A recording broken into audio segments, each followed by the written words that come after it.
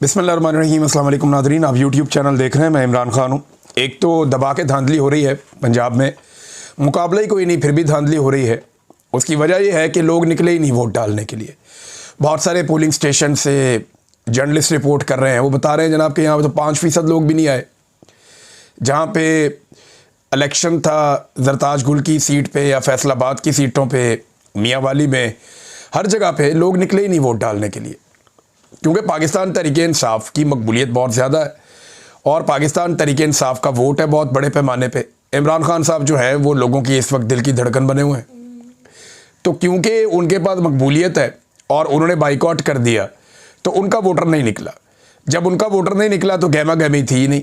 तो पंजाब के इलेक्शन में ओवरऑल गहमा गहमी नहीं थी, बल्कि यहाँ तक हुआ कि हमने कई जगह पे ऑडियो सुनी और कई जगह पे ऐलानात सुने कि मस्जिदों से बाकायदा ऐलान करवाए गए कि वोटर्स निकलें और निकल कर जाकर वोट डालें। अब आप अंदाज़ा करें कि लोगों की कितनी दिलचस्पी होगी इस इंतखाब में। तो लोगों को भी आइडिया, और इमरान खान साहब का मेरे ख्याल में ये ठीक फैसला था कि बाइकआउट ही करो। उन्होंने 2 इलेक्शन लड़े हैं और दोनों के पीछे एक वजह है। एक इलेक्शन उन्होंने लाहौर का लड़ा जहाँ से हमाद अजहर साहब के वालिद इंतकाल कर गए थे, मियाँ अजहर साहब, और क्योंकि यहाँ पे कोई सज़ा नहीं हुई थी 9 मई में, लिहाजा उन्होंने कहा जी आम इलेक्शन लड़ेंगे। दूसरा इलेक्शन उन्होंने एक हरीपुर में लड़ा ताकि वो फ़र्क बता सकें कि जब पंजाब में इलेक्शन होता है तो यहाँ की पंजाब हुकूमत और इलेक्शन कमीशन मिलकर क्या करते हैं, और जब खैबर पख्तूनख्वा में इलेक्शन होता है तो पाकिस्तान तहरीक इंसाफ की वहाँ की सूबाई हुकूमत कितना ज़्यादा मौका देती है अपने मुखालिफिन को। बाबर नवाज ने खुलकर इलेक्शन लड़ा, पूरी कंपेन की, उनके किसी कारकुन को टॉर्चर नहीं किया गया, किसी को गिरफ्तार नहीं किया गया, किसी के ऊपर जुल्म तशद्दुद नहीं हुआ, बल्कि फ्री हैंड दिया गया कि आप इलेक्शन लड़ें। तो अब वो सारे लोग वहाँ पे इलेक्शन लड़ रहे हैं और बेहतरीन इलेक्शन हो रहा है हरीपुर में। तो 2 ही जगह पे गहमा गहमी थी पूरे इलेक्शन में। एक इलेक्शन जो है उसमें गहमा गहमी है लाहौर वाले में, क्योंकि यहाँ पाकिस्तान तहरीक इंसाफ मुकाबला कर रही है। तो इधर पुलिस और नून लीग ये मिलकर इलेक्शन लड़ रहे हैं और इलेक्शन कमीशन जो है वो इनकी सहूलतकारी कर रहा है। रिपोर्टें तो ये भी आ रही हैं कि इलेक्शन का टाइम ख़त्म होने से पहले, यानी वोटिंग का टाइम चल रहा था अभी, और उससे पहले ही जो फार्म है उनको साइन करवाए जा रहे हैं 45, 47, ये पहले ही साइन करो जी। अब इस किस्म की 2 नंबरी की जा रही है इस इलेक्शन में, और ये सारी चीज़ें पाकिस्तान का मीडिया रिपोर्ट कर रहा है। मीडिया वाले बेचारे रिपोर्ट कर रहे हैं सुबह से लेकर अब तक, उन्हें लगता है कि शायद ये कोई इलेक्शन हो रहा है, लेकिन ना इसमें से कुछ निकलना है और ना मीडिया की रिपोर्टिंग से कोई फ़र्क पड़ेगा। शाम के वक्त जो है वो अनाउंसमेंट कर दी जाएगी और इलेक्शन ख़त्म शुद्ध, यानी जिसको इस वक्त एस्टेब्लिशमेंट चाहेगी उसको जितवा देगी, उसका हाथ खड़ा कर देगी। मुकाबला तो कोई हो नहीं रहा मैदान में। लाहौर के अंदर पाकिस्तान तहरीक इंसाफ ने मुकाबला करने का फ़ैसला किया था, लेकिन ये सीट अब तक जो दिखाई दे रहा है, जिस किस्म की धांधली की गई है, जिस किस्म की 2 नंबरी की गई है, हालांकि PMLN के सारे कैंप ज़्यादातर देखने में आ रहा है खाली हैं और पाकिस्तान तहरीक इंसाफ के कैंप्स भरे हुए हैं।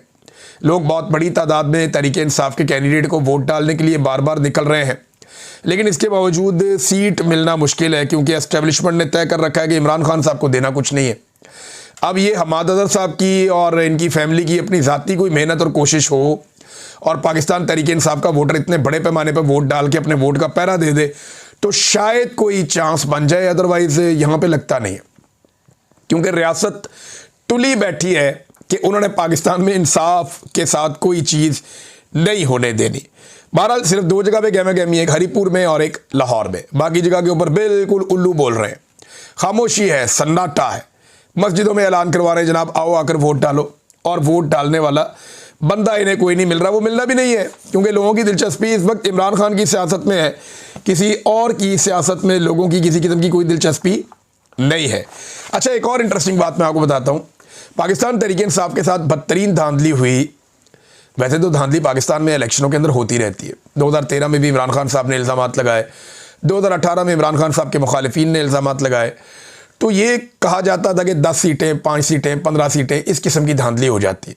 एस्टेब्लिशमेंट अपने बंदे जितवा देती है और अपने बंदे जितवाने के बाद एस्टेब्लिशमेंट उन्हें हुकूमत पे शामिल करवा देती है और उनके ज़रिए अपने काम निकलवाती है और हुकूमतों को ब्लैकमेल करती है। पुराना खेल एक चलता रहता है। लेकिन ये जो इलेक्शन हुआ इसमें तो पूरा का पूरा मैंडेट ही उड़ा दिया गया। ये 2024 के इंतखाबात का माजी की किसी भी इंतखाबात की धांधली से किसी किस्म का कोई मवाजना आप कर ही नहीं सकते, मुमकिन ही नहीं है। बदतरीन किस्म की धांधली, बल्कि एक तरह का मैंडेट को तस्लीम ही नहीं किया गया। एस्टेब्लिशमेंट ने इस मरतबा ये किया है जैसे 70 के इंतखाबात में किया था, जब पाकिस्तान 2 लाख हो गया उसके बाद, और उसका खुमियाजा पाकिस्तान आज भी भुगत रहा है।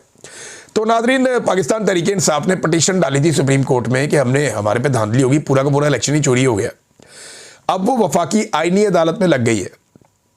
अंदाजा करें, 2.25 साल लग गए पाकिस्तान तहरीक इंसाफ मांग रही है, ट्रिब्यूनल बनाओ, इंसाफ दो, हमारा इलेक्शन चोरी हुआ है।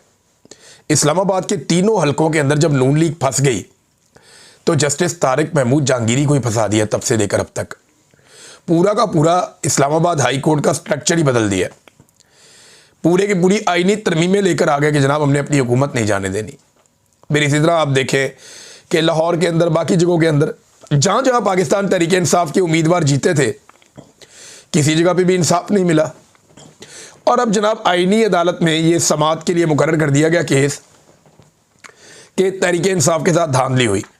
अब 25 नवंबर को इसकी समाअत की जाएगी। और जो बड़ी इंटरेस्टिंग बात है वो ये है कि जस्टिस आमिर फारूक साहब, अल मशहूर इस्लामाबाद हाई कोर्ट वाले, जिनकी अदालत से इमरान खान साहब को जबरी तौर पे अगवा किया गया और वहाँ पे बहुत सारे लोग वो देख रहे थे, और उस गैर कानूनी अमल को ये जज साहब ने हलाल करार दे दिया था, कानूनी करार दे दिया था।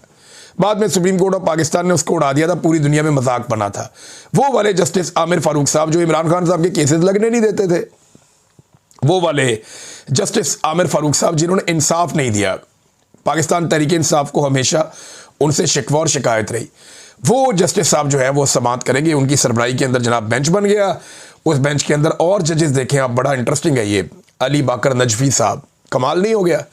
फिर के आगा साहब, और इसके बाद जस्टिस रोज़ी खान और जस्टिस अरशद हुसैन शाह। ये जनाब 5 रुकनी बेंच बन गया।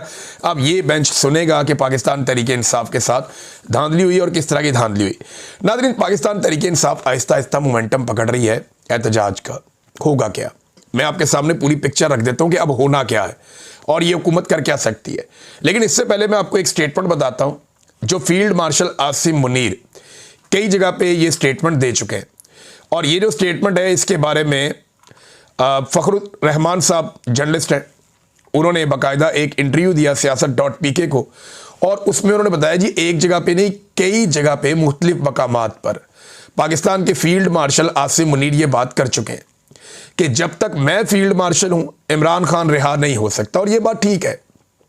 आसिम मुनीर साहब को खतरा है कि अगर इमरान खान बाहर आएगा तो पब्लिक के अंदर इतनी ज़्यादा मकबूलियत है कि वो एक ऐसी तहरीक खड़ी कर सकते हैं जिससे फील्ड मार्शल आसिम मुनीर और उनके बनाए हुए पूरे के पूरे निज़ाम को ख़तरा हो जाएगा, फिर उनके अपने लिए ख़तरात पड़ जाएंगे। लिहाजा वो इमरान खान साहब को इस मकबूलियत के आलम में छोड़ने का रिस्क नहीं ले सकते। और ये बात वो कई जगहों पे कह चुके हैं, ये दावा किया फ़खरुर रहमान साहब ने। तो फील्ड मार्शल साहब तो इमरान खान साहब को नहीं छोड़ेंगे, जबकि इमरान खान साहब को छुड़वाने के लिए पाकिस्तान तहरीक इंसाफ जोर लगाती रहेगी। सुहेल अफरीदी जो है वो ना सिर्फ मोमेंटम बना रहे हैं बल्कि सिर्फ एहतजाज करने से पहले वो एक ओपिनियन भी बना रहे हैं कि हमारे साथ ज्यादती बहुत हो रही है। देखिए, जब आप एहतजाज करने के लिए निकलते हैं ना तो पहले आपके पास उसका इखलाकी जवाज़ होना चाहिए, आपके पास सॉलिड रीज़न होना चाहिए। अब सुहेल अफरीदी ने वो काम शुरू कर दिया, 7 मरतबा वो अदालती ऑर्डर्स लेकर अडयाला जेल पहुंचता है कि मेरी लीडर से मुलाकात करवाई जाए। मुलाकात नहीं करवाई जाती, चीफ जस्टिस को खत लिखता है, हाई कोर्ट में पटिशन डालता है, असेंबली से करारदाद पास करवाता है, मरियम नवाज को लेटर लिखता है, बार बार पुलिस वालों से जाके कहता है। तो जो कुछ वो कर सकता था बतौर एक चीफ मिनिस्टर, उसने वो सारा कुछ किया, लेकिन उसकी बात नहीं सुनेगी। तमाम कानूनी और आईनी ऑप्शंस उसने इस्तेमाल किए। अब वो सहाफ़ियों से पूछ रहा है कि कोई चीज़ रह गई है तो आप मुझे बता दें, मैं वो भी कर देता हूँ, लेकिन मेरे पास अब रास्ता क्या है, और इस बात का किसी के पास कोई जवाब नहीं है। तो एक बड़ा सॉलिड रीज़न सुहेल अफरीदी के पास है कि इमरान खान साहब से मुलाकात करवाई जाए, वरना फिर आप तैयार हो जाएं, हमें एहतजाज करना पड़ेगा। देखिए, मैं आपको ये बताऊं कि 1-2 हफ्ते में अब मुलाकात भी करवा दी जाएगी। ये एक आधे हफ्ते में हो जाएगी या हो सकता है अगले हफ्ते में हो जाए, क्योंकि अब काम निकल गया है। आसिम मुनीर साहब का वो जो टफ टाइम था जिसको उन्होंने गुजारना था, उन्हें लगता था कि ये टाइम मैं गुजार दूंगा तो इसके बाद मैं नाकाबिले तस्खीर हो जाऊंगा, वो टाइम उन्होंने तकरीबन गुजार लिया। आज है जी 23 तारीख, 23 नवंबर, और अगले 5-6 दिन गुजारने, उसके बाद सुहेल अफरीदी साहब जाएं और जाके इमरान खान साहब से मुलाकात कर लें। इमरान खान साहब उसके बाद बयानियाँ देंगे, इमरान खान साहब उसके बाद एक स्टेटमेंट जारी करेंगे। उस स्टेटमेंट से पाकिस्तान में हिलजुल होगी तो देखिए एक तहरीक तो पाकिस्तान में अब खड़ी होगी। 27वीं आईनी तरमीम इसकी वजह बनेगी। तो ये जो एक तहरीक अब खड़ी होने जा रही है ना, इस बार ऐसा नहीं होगा कि तहरीक इंसाफ के लोग लाशें छोड़कर भाग जाएंगे। इस मरतबा ऐसा भी नहीं होगा कि आप लाशें छुपा लेंगे, लाशें छुपाने वाला काम भी नहीं होगा। वो इस मरतबा पूरी तैयारी करके आएंगे। अगर वो आए इस्लामाबाद की जानिब, अव्वल तो और बहुत सारे ऑप्शन हैं उनके पास जिनको वो डिस्कस कर रहे हैं और वो सरप्राइजेस उन्होंने रखे हैं, लेकिन अगर वो आए इस्लामाबाद की जानिब तो इस मरतबा वो एक एक चीज़ को रिकॉर्ड करेंगे और एक एक चीज़ का हिसाब अपने पास रखेंगे। यानी इस मरतबा ऐसा नहीं होगा कि लाशें छोड़कर वो चले जाएं, शायद ऐसा नहीं होगा। और एक और बात मैं आपको बता देता हूं कि दिसंबर में इमरान खान साहब की मुलाकातें वैसे भी मुझे लगता है कि अब खुल जाएंगी। और एहतजाज के नतीजे में क्या होगा, जब पाकिस्तान तहरीक इंसाफ मोमेंटम बनाती है, फ़र्ज़ करें एक तो अगर उनका मोमेंटम बन जाता है, वो इतनी ताकत के साथ आ जाते हैं और अवाम पूरे पाकिस्तान में निकल आती है, तो फिर तो वो अपने मुतालबात पूरे करवा लेंगे, फिर तो वो गिच्ची से पकड़ लेंगे पूरे निज़ाम को। लेकिन अगर एक मरतबा फिर गोली चलाई जाती है या एक मरतबा फिर जुल्म और बर्बरियत की जाती है तो फिर क्या होगा? उसके नतीजे में पाकिस्तान फिर कई महीने या कई साल पीछे चला जाएगा। सियासी एकदम इस्तेहकाम पैदा हो जाएगा पाकिस्तान में दोबारा से। फिर से IMF से आपको बड़े कर्जे लेने पड़ेंगे, फिर से आपको जो है वो अदम इस्तेहकाम का सामना करना पड़ेगा। पाकिस्तान में एक बदएतमादी पैदा हो जाएगी। मईशत का पहिया जो पहले ही नहीं चल रहा वो बिल्कुल ही ठप हो जाएगा। फिर पाकिस्तान का मजीद एक साल ज़ाया हो जाएगा। जब ये एक साल ज़ाया हो जाएगा तो फिर क्या होगा? फिर दोबारा पाकिस्तान तहरीक इंसाफ एक साल के बाद खड़ी हो जाएगी। तो ये बात आप मेरी याद रखें कि इमरान खान के बारे में मैंने 2020 में एक बात की थी। ARY पे एक प्रोग्राम चल रहा था और उस वक्त भी सबको पता था कि होने क्या जा रहा है। नवाज शरीफ साहब एक डील करके पाकिस्तान से बाहर चले गए थे।